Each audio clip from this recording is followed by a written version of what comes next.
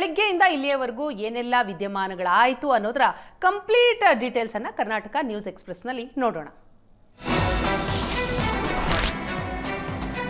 Rowdy sheeter Shivaprakash alias Biklu Shiva ಕೊಲೆ ಪ್ರಕರಣದಲ್ಲಿ BJP ಶಾಸಕ ಭೈರತಿ ಬಸವರಾಜ್ ಹೆಸರು ತಳಕು ಹಾಕಿಕೊಂಡಿದೆ.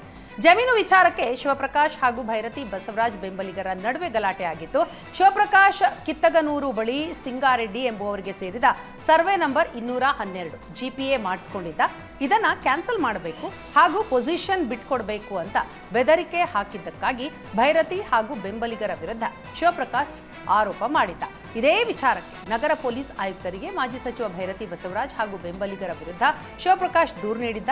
ಬೆದರಿಕೆ ಹಾಕಿದ್ದ ವಿಡಿಯೋವನ್ನ ಶಿವಪ್ರಕಾಶ್ ಕಡೆಯವರು ಮೊಬೈಲ್ನಲ್ಲಿ ಸೆರೆ ಹಿಡಿದಿದ್ರು. ಈ ಕುರಿತು ವಿಡಿಯೋ ಸಮೇತ ಕೊಲೆ ಬೆದರಿಕೆ ಇರೋದಾಗಿ ಶಿವಪ್ರಕಾಶ್ ದೂರು ಕೊಟ್ಟಿದ್ದ.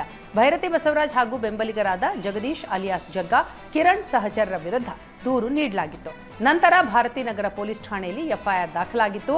ದೂರು ಕೊಟ್ಟ 4 ತಿಂಗಳಿನಲ್ಲೇ ಶಿವಪ್ರಕಾಶ್ ಕೊಲೆಯಾಗಿದೆ.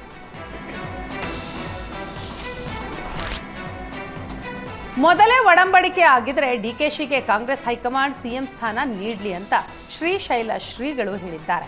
ಬಾಳೆಹೊನ್ನೂರ ಶ್ರೀಗಳ ಹೇಳಿಕೆಯನ್ನ ಶ್ರೀಶೈಲ ಜಗದ್ಗುರು ಸಮರ್ಥಿಸಿಕೊಂಡಿದ್ದಾರೆ. ಸರ್ಕಾರ ರಚನೆಯ ವೇಳೆ ಸಿಎಂ ಸ್ಥಾನದ ಕುರಿತು ಒಡಂಬಡಿಕೆ ಆಗಿದ್ರೆ ಹೈಕಮಾಂಡ್ ಈಗ ಆ ಮಾತನ್ನ ನಡೆಸಿಕೊಡ್ಬೇಕು. ಡಿಕೆಶಿ ಹಾಗೂ ಸಿದ್ದರಾಮಯ್ಯ ಇಬ್ಬರೂ ಮುತ್ಸದ್ದಿ ರಾಜಕಾರಣಿಗಳು. ಇಬ್ಬರೂ ಕೂಡ ಸಾಕಷ್ಟು ಅನುಭವವನ್ನ ಹೊಂದಿದ್ದಾರೆ. ಸಿಎಂ ಕುರ್ಚಿಗಾಗಿ ಜಗಳ ಮಾಡೋದಕ್ಕಿಂತ ರಾಜ್ಯದ ಅಭಿವೃದ್ಧಿ ಹೇಗೆ ಮಾಡಬೇಕು ಅನ್ನೋದರತ್ತ ಗಮನ ಕೊಡಬೇಕು ಅಂತ ಶ್ರೀಶೈಲ ಶ್ರೀಗಳು ಹೇಳಿದ್ದಾರೆ.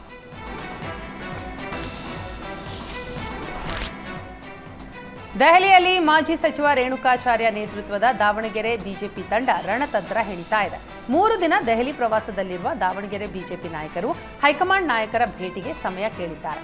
ಬಿಜೆಪಿ ಸಂಘಟನಾ ಪ್ರಧಾನ ಕಾರ್ಯದರ್ಶಿ ಬಿಎಲ್ ಸಂತೋಷ್, ಉಸ್ತುವಾರಿ ರಾಧಾಮೋಹನ್ ಅಗರ್ವಾಲ್, ಸಚಿವ ಪ್ರಹ್ಲಾದ್ ಜೋಶಿ ಭೇಟಿಗೆ ನಿರ್ಧರಿಸಿದ್ದಾರೆ. ದಾವಣಗೆರೆ ಜಿಲ್ಲಾ ಬಿಜೆಪಿ ಗಲಾಟೆ ಮಧ್ಯಸ್ಥಿಕೆ ವಹಿಸಿ ತಿಳಿಗೊಳಿಸಿದ್ದರೂ ಇನ್ನೂ ಮುಗಿದಿಲ್ಲ. ಪ್ರಹ್ಲಾದ್ ಜೋಶಿ ಸಭೆಯ ಬಳಿಕ ರೇಣುಕಾಚಾರ್ಯ ಮೌನವಾಗಿದ್ದರು. ಆದರೆ ಸಿದ್ದೇಶ್ವರ್ ಬರ್ತ್ಡೇ ವೇದಿಕೆಯಲ್ಲಿ ರೆಬಲ್ಸ್ ಟೀಮ್ನ ಸಿದ್ದೇಶ್ವರ್, ಲಿಂಬಾವಳಿ, ಪ್ರತಾಪ್ ಸಿಂಹ ಮತ್ತೆ ವಾಗ್ದಾಳಿ ನಡೆಸಿದರು. ಇದು ಮತ್ತೊಂದು ಹಂತದ ಗೊಂದಲಕ್ಕೆ ಎಡೆ ಮಾಡಿಕೊಟ್ಟಿತ್ತು. ಹೀಗಾಗಿ ರೇಣುಕಾಚಾರ್ಯ ಟೀಮ್ ದೆಹಲಿಗೆ ಬಂದಿದ್ದು ತಮ್ಮ ವಿರೋಧಿ ಬಣದ ವಿರುದ್ಧ ಕ್ರಮಕ್ಕೆ ಆಗ್ರಹಿಸಲಿದೆ.